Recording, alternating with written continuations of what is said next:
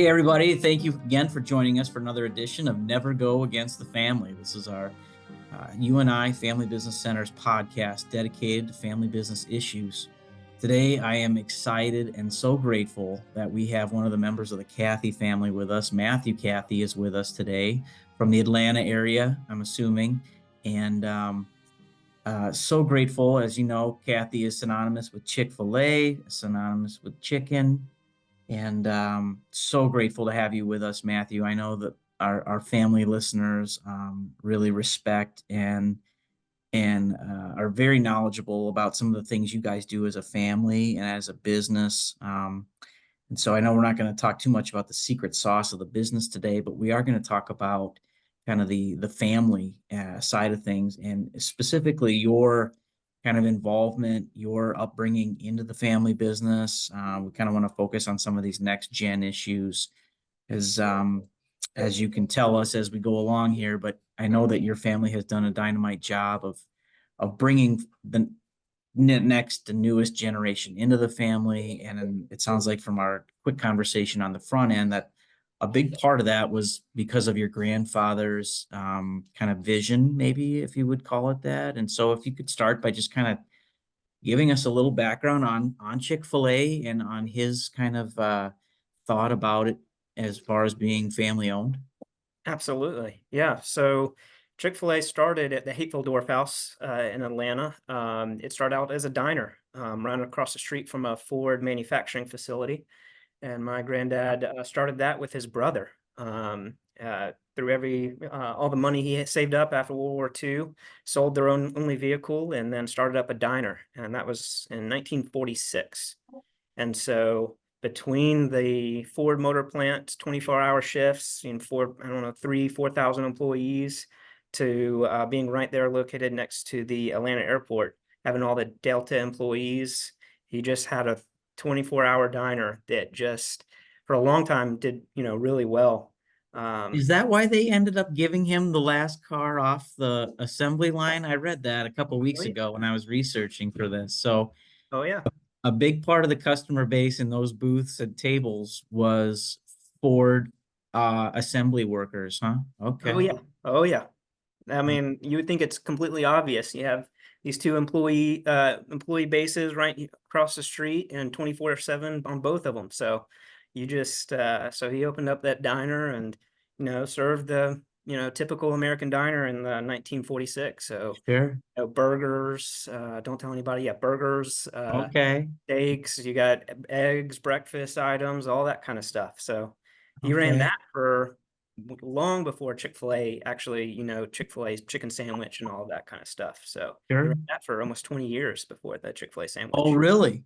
Hmm. Okay. Well, I don't want to spend too much time on that, but how did he make the move from a diner type concept to something that was more quick serve and focused and that kind of a thing? Yeah, it was rocky. It wasn't smooth. Uh the story as the story goes, being located right next to Delta Airlines, they had chicken breasts that were too big to fit in the uh, um, in-flight meal trays. And so Sure. someone came and dropped by and sold them a bunch of chicken breasts that were too big for the Delta. And so he started messing around with the recipe. He got a lot of his cooking skills from his mother. Started helping her cooking as a child. They were trying to make ends meet in the Great Depression, and so yeah, a lot of his cooking and probably the blend and spice blend for our sandwiches probably came from his mother. She was doing Airbnb, 60 years before Airbnb was a thing, having people stay and running a bed and breakfast. So yeah. Okay. So a little bit of his innovation came from an opportunity related to Delta. I would have never guessed that in a million Yeah. years. So that's kind of Unexpected cool. opportunity. Yeah. And so Okay. Okay. And so if you think about his interactions with you and your third gen colleagues, his grandkids, right? As you were growing up, how was the interaction on the business side, would you say, as far as knowing that you would potentially have a place or would not have a place, or he wanted you to Mhm. feel like this was, can you describe some of how he communicated with you on that? Yeah, so he was very family oriented. I grew up going to church and sitting next to him in a pew pretty much every Sunday, and so Okay, got to know him pretty much. I spent a lot of time with him on Sundays. We would, go out to lunch after church, and then every once in a while go by his farm that he has here in Atlanta and hang out. And so he was really. I spent some time with him on the road and in business settings. Uh, mm-hmm, he passed away when I was 17, so a little bit over 10 years ago. But it was all about family and he was all about the business, and he had a tough time separating the two. So he sure, would drag my dad Bubba and Dan and Trudy to they would work when they were children. Obviously pick up trash in the yard, in the restaurant at Hateville, and scrape gum off the bottom of booths and all that kind of okay, stuff. And so he had a good vision of our third generation and fourth and fifth. He wanted the business to stay in the family.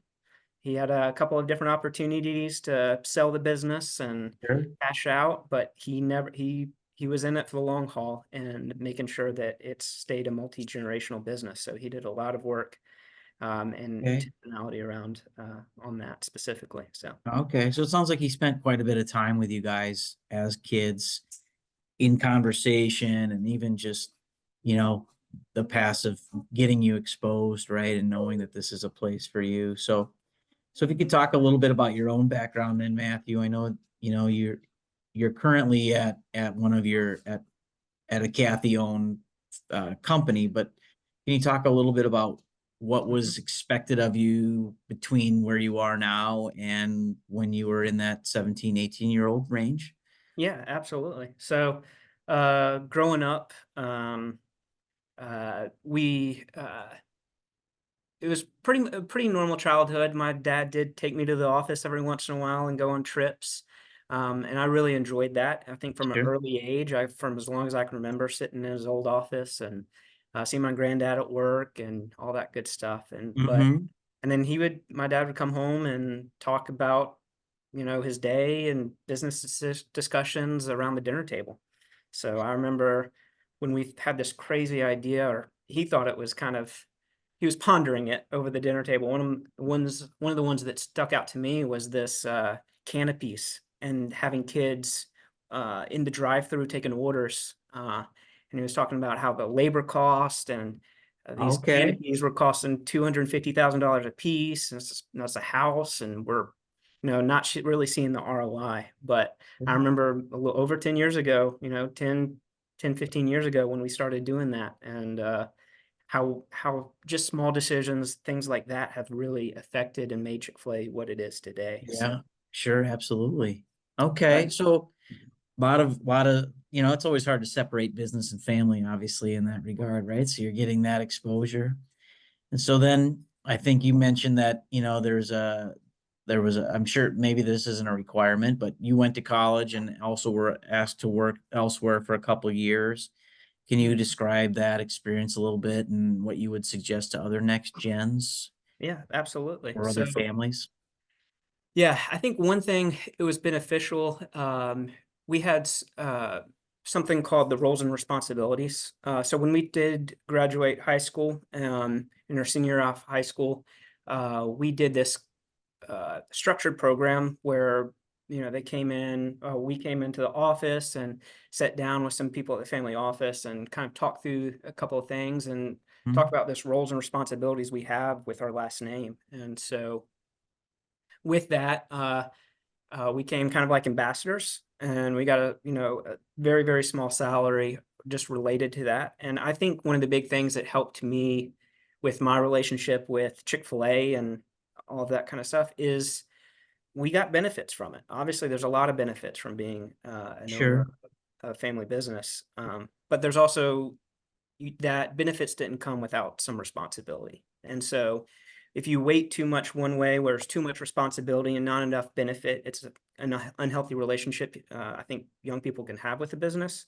And if it's Okay. weighted too much the other way, where there's too much benefit and not enough responsibility, then it can be unhealthy as well. And so I feel like the our we've done a decent job with striking the balance of offering benefits and responsibility related to the business. And Yeah.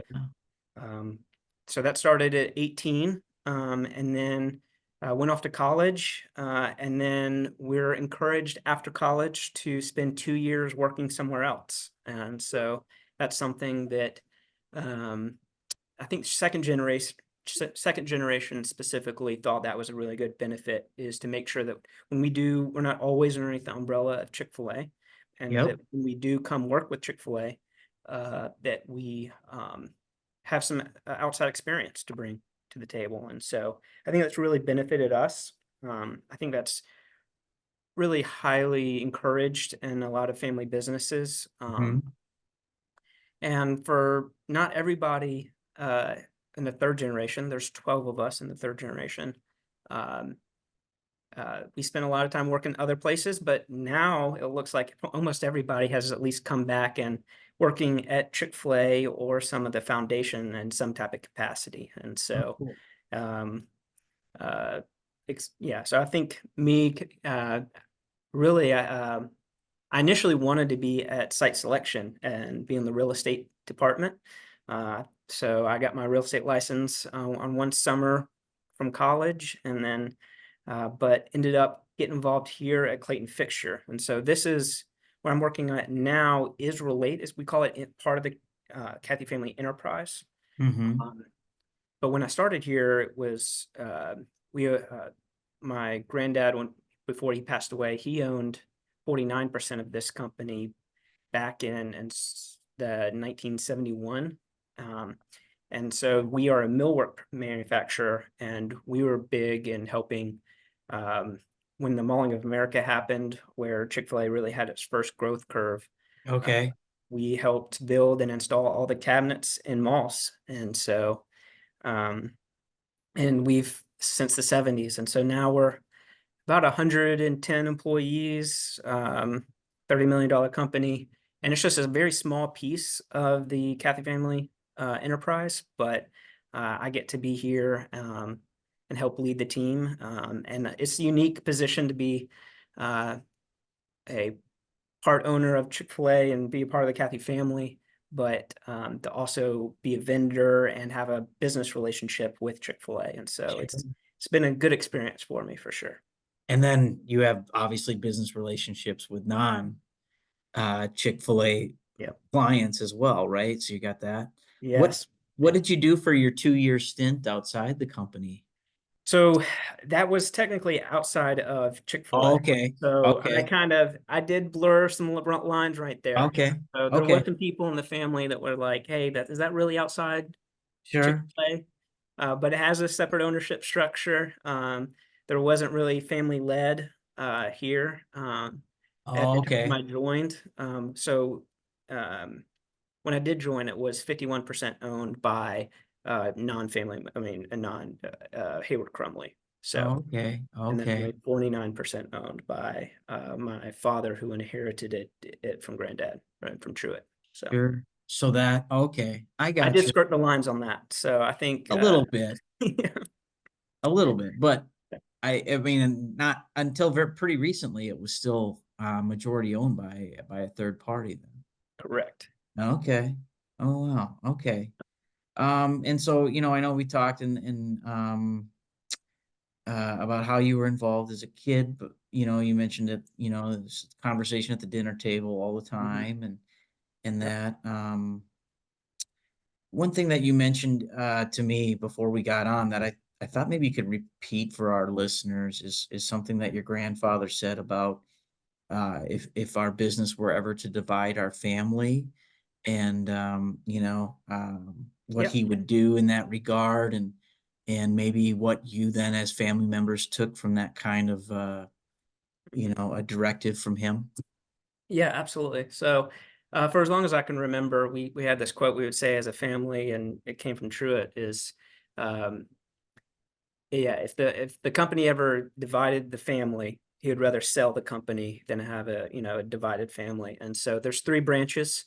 the Dan branch, Bubba Cathy branch, and the Treaty branch. And so um, uh, what we found is I don't know how normal families, how often they see their cousins, but I see my cousins a lot. And so I really feel like the business kind of holds the family together. We kind of all have to see each other. I see Sure. my cousins multiple times a year. And I know other families that you may have a family reunion Right. you can see your cousins every 2 years or something like that. But Right. we really feel like, uh, yeah, another thing we always say is, you can't have uh, a healthy family, make sure you have a healthy business, or but if you have an unhealthy family, you're always going to at some point have an unhealthy business. And Sure. it's important for the family to stay connected, and so we have some structure around that. We have a lot of work groups and councils, and that's been new the last 6 years. We did a lot of work in that, and so we have a owner council. These people are elected by owners of the business. So Yep. not every family member is an owner, Sure. um, and so you have a a owner council, and then we also have a family council. So Okay. that family council is elected, and it represents the whole family, even if they're shareholders of the company or not. And so, and we've done a lot of work with figuring out who owns the deed decisions, who owns the input, and all this type of stuff in all these different councils and work groups related to different things. And so we also have a foundation council, Oh, you because do. Okay. sometimes if you have foundations as well as a business, sometimes that foundations can get, uh, that can cause the family to have some rift as well. So it's important Sure. to be on the same page, not just with the business, but any type of giving and Any foundation work. charity work, philanthropy. Yep. And I know you mentioned this earlier to me before we started, and this is a way that you've found also with these council structures to involve non-Cathys, right? Mhm. The value adds, or the married ins, or spouses, or whatever you want to call them, right? And Yeah. so I Yeah, we think call that's them, yeah, pluses, Gen 3 pluses. And so, um, yeah, and so there's 12 grandchildren in the third generation. So I'm the youngest of the 12. Andrew, the current CEO, is the oldest, so he's in his mid 40s. hmm So I get the pleasure to be the caboose. Yeah, I got married just over 2 years ago, and my wife already has some. She comes to some of the meetings and all of that kind of stuff, and so she hasn't been tapped for a council yet, but her time's coming, because with all the different work groups and councils, we're each on one or two of them, and so sometimes it's a heavy lift right now for us, but we already have 38 in Gen 4, so and we're Okay. still growing. So I mean, we're as a family, we're hitting over 60 almost already. So Yeah, you're being triple oh, digits yeah. of shareholders pretty soon. Right. So that's all the work with the councils and all that kind of stuff. Even though right now it seems like a heavy lift because we're all on multiple, it's really going to benefit us in the long run. So So then for other families, as far as advice to them, Matthew, with that piece of it, I'm guessing that's a way for you to be knowledgeable, to keep open communication and awareness with, I'm sure you have a few cousins that you're closer to than others, as every family mhm. does, but then this gives you an opportunity to stay close enough, at least with other cousins and their spouses, right? And Absolutely. Yeah. So I really like that idea. Okay. yeah, all the councils, a lot of interactions with them. Um, And so another big cornerstone when it talks about like family unity and making decisions together, it's we do something every summer. We have a Cathy family retreat. And Okay. so that's, I mean, it took us a number of years to get that really going, but now we pretty much have 100% attendance every year. There's 60 of us, and so we all get together and have beach time together, and it's no business. You can ask about updates and what they're doing and what they're up to, but it's strictly no business. So that's really important for us. So when you are in the meeting room or you are trying to make decision together and talk Yeah. about family unity, making sure you have personal relationships with them outside the business. And that's also really helpful. So that we Okay. do it every year. So it's a commitment. But I think it's a really big cornerstone of making sure that the family stays united and connected. Sure. So Obviously one that you feel like is worth the investment of time to do. And I appreciate you kind of mentioning that then as far mhm. as having something that's non-business as well to kind of pull family together, Yep. keep people connected. So our guest today again has been Matthew Cathy um, with Chick-fil-A, with the Cathy family, with Clayton Fixture. Do you still call it Clayton Fixture? Is it Oh yeah, we just celebrated our 60th year in business this year, and so we're working on transitioning to CFX products. So okay? and that Okay. CFX products new name just comes with, we're not a lighting company. We do fixtures or millwork. And so Mhm. we are, CFX products, millwork solutions. So, Very cool. Okay. Well, the other thing I want to mention too, Matthew, is that you're going to be on with us in January. I should have looked up the date. I think it's either the 9th or the 19th or somewhere in there. To be our panel speaker, to be our only speaker for our breakfast session that day with our families. And as I've said, I've mentioned that we're getting someone from the Cathy family, and that's usually all I have to mention, and they already know your business, obviously, um, and are extremely excited to have you join us for that. And so this pod is meant to be a little bit of a precursor to that. And I know that you'll be expanding upon some of the thoughts that we've talked about today. And so just again, really, really appreciate your time, investment of your time in sharing kind of how the next gen is developed with your family. It sounds like it's very intentional. It sounds like there's a lot of planning involved. And it sounds like there's a myriad of ways too that people then connect to each other, right? And as you said earlier, a lot of families, you see your cousins once a year, if that, or you see them at funerals or weddings, and that's about it, type of thing. And for you guys, that's, you're the opposite of that in many ways, of making sure that relationships are strong. So that I'm assuming that definitely that investment of time then helps the business to be strong as well. So absolutely. um, thank you so much, Matthew, and we look forward to seeing you in January again. Don't worry, you don't have to come to Iowa in January. We'll do that virtually, but Good. appreciate it a lot here. Appreciate your time, and you have a great rest of your week.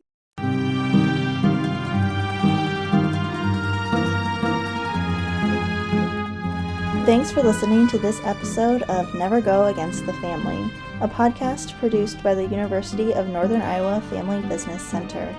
You can find more information about the center, membership, and upcoming events at unifamilybusinesscenter.com. As Vito Corleone advises, never go against the family.